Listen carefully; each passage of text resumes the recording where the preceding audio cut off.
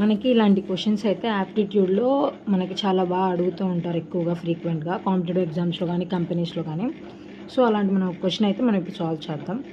So in how many ways letters of Mississippi can be arrange, అంటే మనం ఒక వర్డ్ని లెటర్స్ని shuffle చేసి మనం ఎన్ని వేస్లో మనం దాన్ని అరేంజ్ చేయగలం అనేది క్వశ్చన్. అది ఎలా సాల్వ్ చేయాలంటే first total number of letters, ఎన్ని లెటర్స్ ఉన్నాయో వర్డ్లో అనేది లెక్కేసుకోవాలి. 1 2 3 4 5 6 7 8 9 10 11. సో 11 అనమాట. ది నెక్స్ట్ మోర్ దెన్ అంటే 1 టైం కంటే ఎక్కువ రిపీట్ అవుతున్న లెటర్స్ ఉంటాయి కదా, సో దాని ఫ్రీక్వెన్సీ కౌంట్ తీసుకోవాలి.